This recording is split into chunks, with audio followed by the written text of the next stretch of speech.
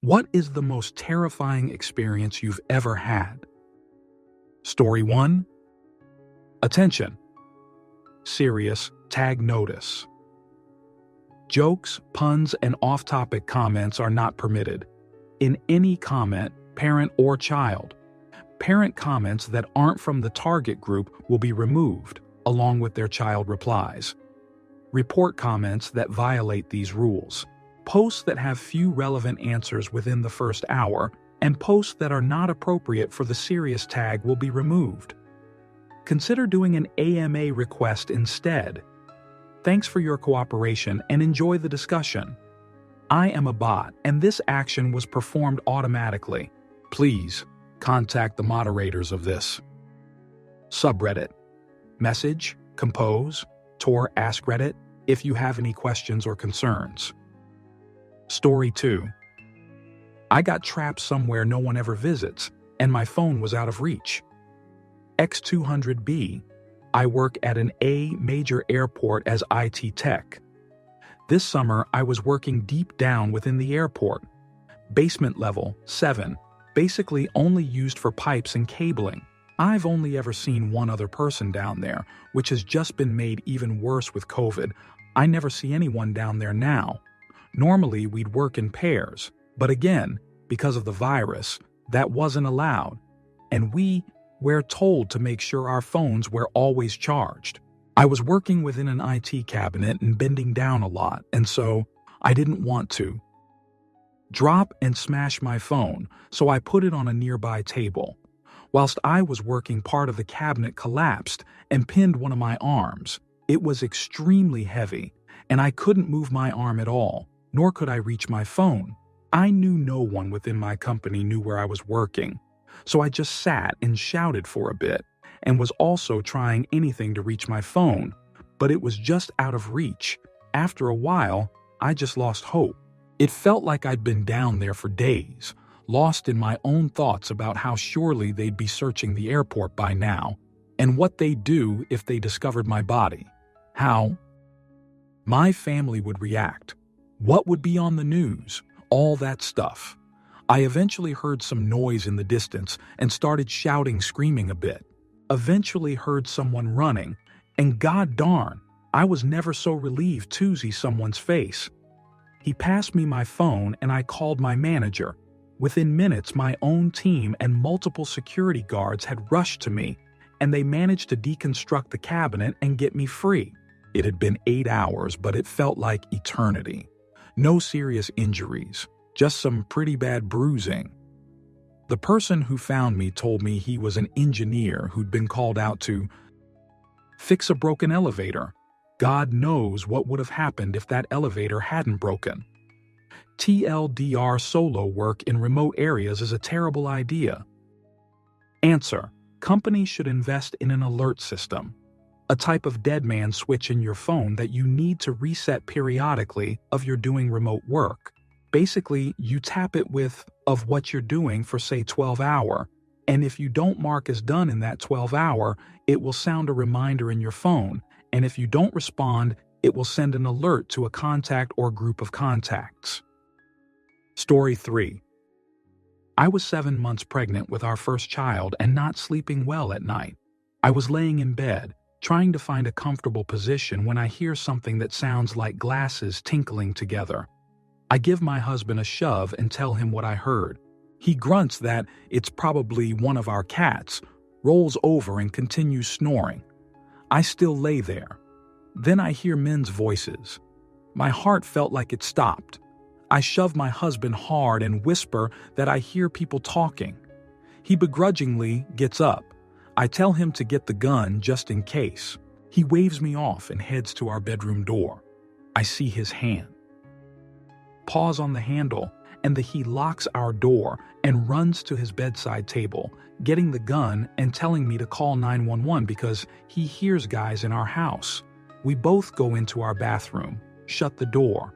I'm in the closet calling 911 and is halfway in the closet doorway and halfway crouching behind our dresser with the gun pointed at the door.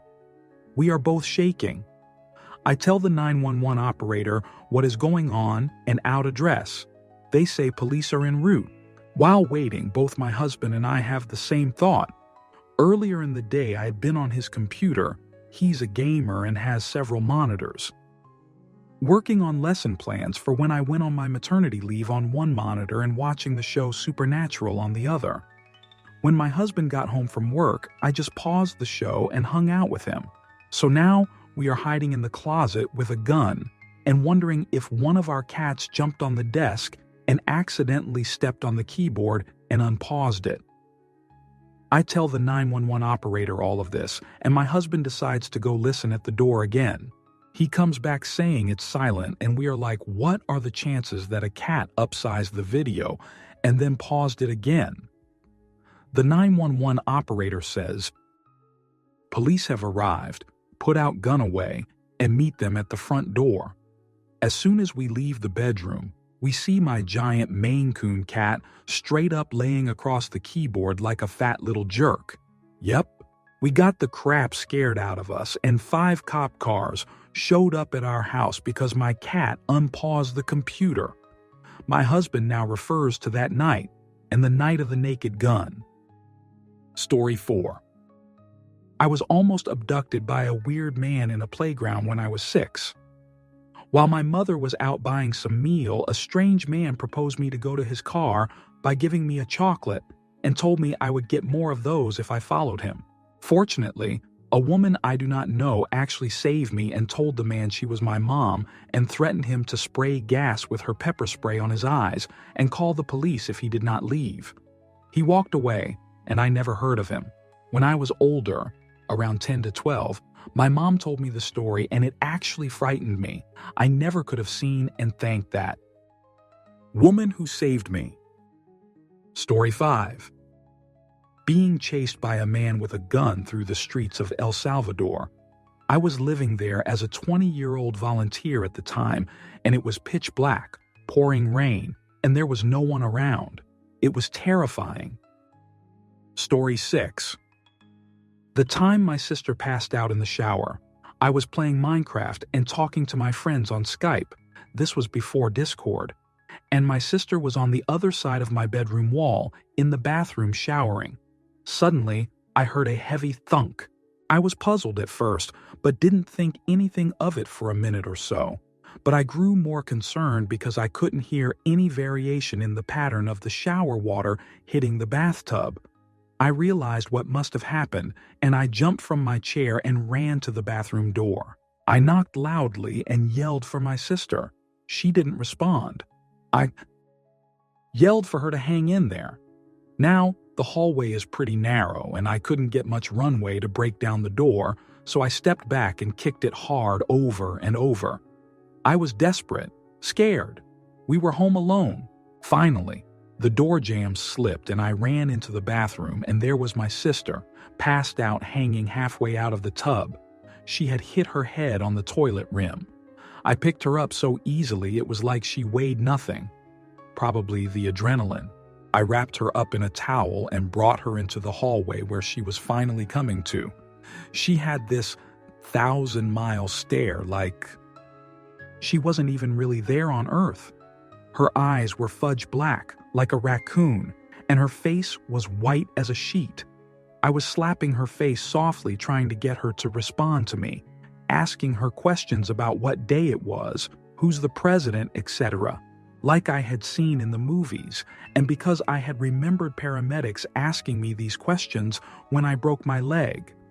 I called my dad in total hysterics, told him to get home now. He ended up calling an ambulance, and she went to the hospital. Turns out she passed out because she had really low blood pressure. After that, she was diagnosed with celiac, an autoimmune disorder. She can't eat gluten. She was fine after that, but I definitely kept a closer eye on her from then on. Story 7. Was on the 71st floor of One World Trade Center when it was bombed in February 1993. Took me 4 hours to get out, and I was covered in soot. 3 times that day thought I was going to die. Story 8.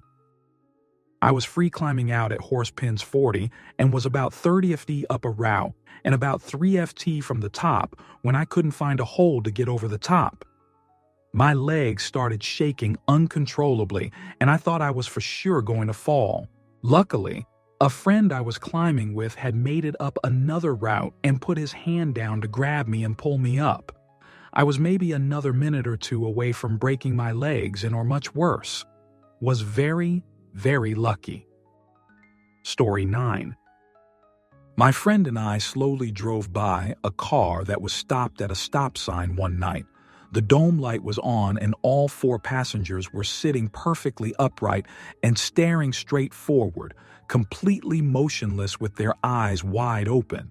As we passed the car, nobody moved or acknowledged that we were staring at them. And as we continued down the road, the car remained in that exact spot until we lost visual of them.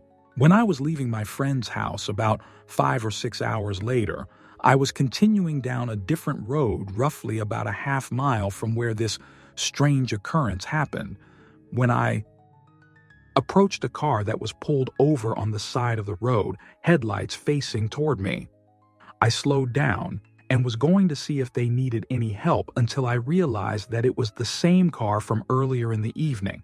All 4 passengers, like before, were sitting perfectly upright in their seats, staring straight forward with the dome light on, not acknowledging the fact that I was staring at them.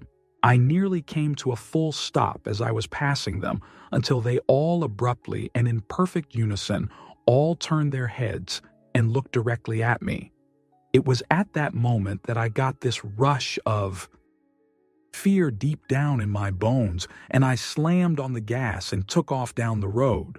But their car once again didn't move an inch whatsoever. They never pursued me or anything. One of the most bizarre moments that I can recall. Story 10. My elderly mother had been having some serious health issues. My husband and I went to stay with my parents so I could look after her and my dad. She was in bad shape, needed help getting to the bathroom and other things. I slept in the same room with her to keep a check on her. 4:30 a.m. She was making strange noises. I tried to get her to respond. Nope. Her eyes were open and she had drool down her chin. I thought she was dying or possibly a stroke. I ran and woke my husband and called 911. We had to lift her out of her recliner and get her on the floor. I had to do chest compressions until paramedics arrived. Turns out it was a seizure. Happened again in the ER. No reason was identified. Through the testing, we did learn of other previously undiagnosed issues. She is better now, and I am grateful to have been there in that moment. Story 11. When 3 teenagers chased me and my friends during Halloween while screaming, "Give me the candy," I was in 4th grade hiding behind the electrical box while hugging my friends, scared for our life. Story 12.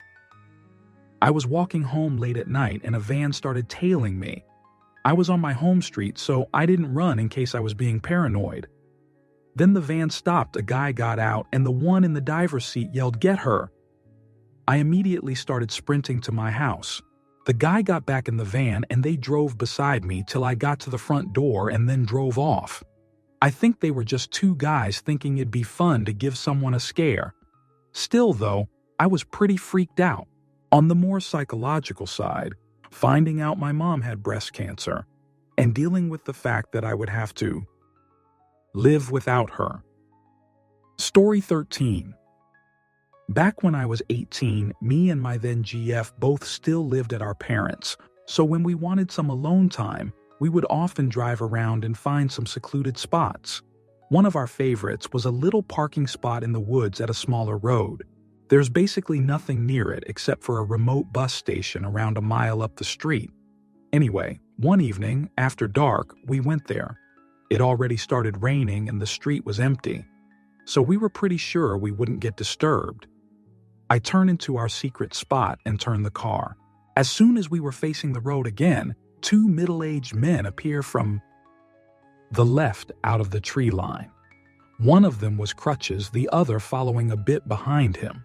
We immediately got spooked by PPL being there in the first place, but it was rather cold outside, raining, and there was literally nothing close.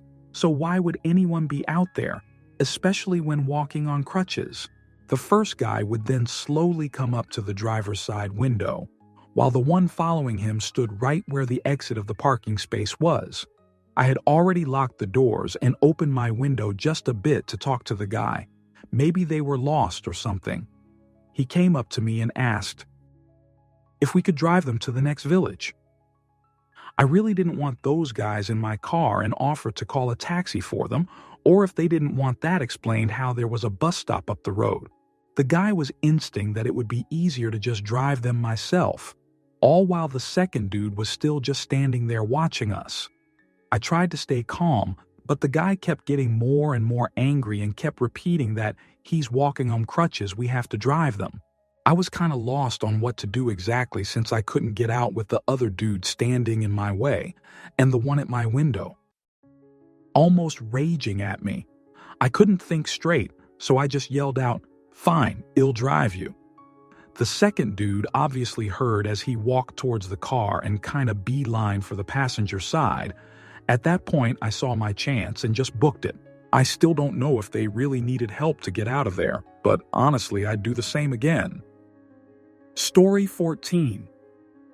I was 14 years old and living in my old house when I was on my PS4 and was recommended by my mother to get into bed for an early night.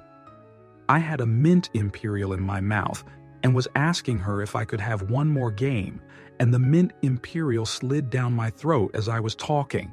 I got so scared that I ran to her and told her that I was choking, and luckily her room was facing mine, so it didn't take long to get to her. Anyway, she starts to pat my back, and my voice is getting really deep at this point. At one part, I couldn't breathe out of my mouth or nose, and my vision started turning slowing black. And I was also so limp as she was trying her best to hold me and get this stupid mint out of my throat. I even saw my little sister at the door scared as heck, which also scared me. At this point, I really thought that I was going to die until I looked at the floor and the mint dropped out. My throat was bruised after that, but I'm so glad that she works in a school, because even though she's on dinner duties and afternoon teaching assistant only, she was learned how to help people choking. So if it wasn't for that, I would be dead by now. Anytime I think about this incident, I get really scared. Safe too. Say I've never had one of those mints since then, and I never will. Story 15. One Monday evening, I was trying to rest after a hard day's work when every muscle in body began spasming uncontrollably. It was painful, I couldn't speak, and I had little to no control over my body at any given time. For 4 hours straight this went on, my body as tense as if I was trying my absolute hardest to lift a car using each and every muscle I have. I was sure I was going to die, and the doctors still don't know why it happened. Answer: were you hot and/or severely dehydrated? I nearly had a heat stroke once, could hardly talk, couldn't think. My whole body would lock down and spasm and cramp. Even after eating and drinking, I'd cramp all over. I had to pace to keep my legs from locking down. Even then, my arms and torso would just spasm and nearly double me over. Took all day and lots of food and drinks with electrolytes for me to even out. Story 16. Definitely not just a one-day thing, but my mom has been sick with quite a few immune disorders throughout my life, starting when I was 7. And I got used to taking care of her because my dad was not the most sympathetic caregiver. Almost 2 years ago, while I was a sophomore in college, my mom got a mysterious illness that made it almost impossible for her to eat and keep anything down, and doctors couldn't figure it out for the longest time. I watched her from far away just get weaker and weaker and sicker. She lost over 50 pounds and was basically bedridden, wouldn't eat unless someone forced her to. She could only handle yogurt or protein shakes. And my dad was working full-time and didn't have the motivation to check in with her for every meal. I was stranded 4 hours from home and I didn't have a car, so I could only call and hope she listened to me. I got to take care of her over winter break, but nothing was really helping. So the scariest thing was going back to my second semester of college that year, not knowing if my mom was still going to be alive when I got home next. I've never felt such an overwhelming and lingering feeling of helplessness. Luckily, the doctors figured out it was an overfiring of a nerve, I think, in her throat, and the issue was fixed. She put weight back on and was able to eat again. But man, going months seeing your mom falling apart while you can do nothing from far away really, really sucks. She's my rock and the person I admire most, and even just typing this is making me choked up again. Good news is I got a new nickname out of the experience. She calls me her Beast Master now, because I would call her multiple times a day and yell at her until she ate something. Story 17. This may not be terrifying to some people, but it was to me. About a month ago, I was bringing the trash cans up from the end of the driveway, and my dog was with me. He was a miniature pinscher that we rescued from the shelter when he was a puppy. In the 12 years we had him, I'd never seen him go into the road. We had a power pole near the end of the driveway, and if I went past that to get the mail or whatever, he'd sit at the power pole and wait for me. For whatever reason, on this night, he did. So I grab the trash cans and start pulling them, and a car passes by. They hit the brakes, hear something thud, and then they absolutely floor it. It was dark outside, so I didn't exactly realize what happened. At first, I was like, that dude just hit an armadillo, and there's no way he hit Roscoe. But I couldn't see Roscoe at the power pole, so I turned my phone light on and walked into the road. And there was my little buddy. It was so unreal, picking my dog up out of the middle of the road while he's just pouring blood and teeth and twitching like crazy. I carried him to the ditch and held him while I called my parents and, quite hysterically, told them Roscoe had been run over, I guess. It isn't quite terrifying as much as it is traumatizing, but I have had constant nightmares about it since then. I hope that he felt me there and felt my love, and I hope my hysterical crying didn't scare him. He died in my arms, and I carried him up the driveway and wrapped him in a towel after putting my other 2 dogs in the house. And I just sat in the yard with him and cried and rocked him. Another of our dogs passed away a few weeks later. It's been a long month. Story 18. Got stalked by a cougar in Utah. Was visiting a family member. She wanted something from a neighbor and asked me to go and get it for her. She had a small child at the time, so I walked down the driveway, which is bordered on one side by woods and field on the other, get to the road when I see a brown flash out of the corner of my eye, walk down the road towards the neighbor's house, and as I get to the front porch, the guy answers the door, gets a horrified look on his face, and yanks me inside. I turn around to see a cougar standing less than 10 feet away. The idea that I could have been prey is absolutely horrifying. Story 19.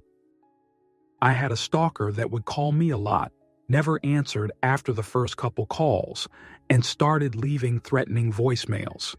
Kept seeing the same car near my apartment, and sometimes when I would go somewhere else like a friend's house. Always had the headlights off, never saw the face of the person because the windows were tinted. Got woken up around 2 a.m. to someone banging on the back door for a good 10 minutes. Didn't look out my window, didn't move a muscle, but I was glad I had the door locked that night. I sometimes forget to.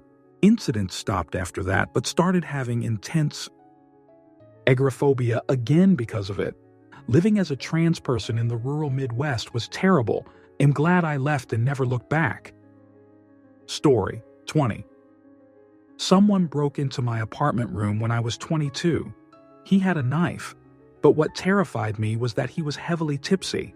He was blocking the entrance, and I sat frozen in my bed for 15 minutes while trying to reason with him. I got lucky when he turned his back to me for a moment. I mustered some courage, pushed him out, and locked the door. Most scarring experience of my life. Story 21. There was a tornado that passed about a mile from my house back in April. Now, I am a tornado-hardy Midwesterner. Normally, it would not be that big of a deal. But my husband was at work that night.